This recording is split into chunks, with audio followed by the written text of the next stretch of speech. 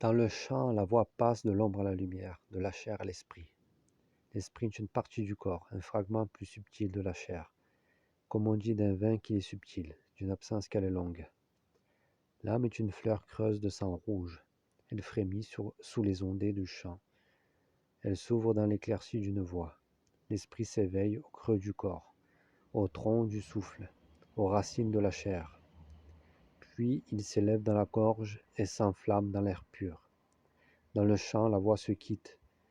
C'est toujours une absence que l'on chante. Le temps de chanter est la claire confusion de ces deux saisons dans la vie, l'excès et le défaut, le comble et la perte. Vous écoutez cette jeune femme chanter l'amour des airs. Mon amour, mon prince des neiges bleues, mon roi au ciel si pâle, aux bras si tendres. La guerre t'appelle au loin, la guerre ou le monde ou bien un autre amour. L'amour est impossible, mon amour. Il me donne une blessure où il se donne tout entier. De quoi chanter tout au clair de la vie.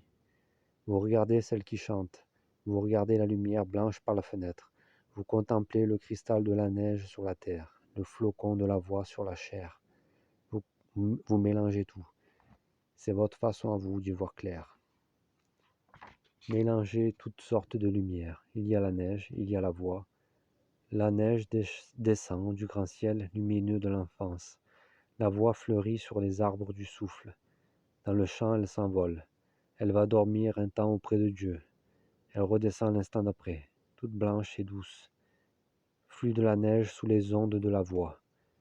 Vagues de la voix sur les neiges du souffle.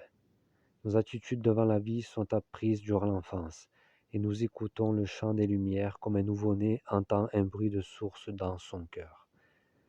Nos attitudes devant l'amour sont enracinées dans l'enfance indéracinable, et nous attendons un amour éternel comme un enfant espère la neige qui ne vient pas, qui peut venir. Extrait de Christian Bobin, La part manquante.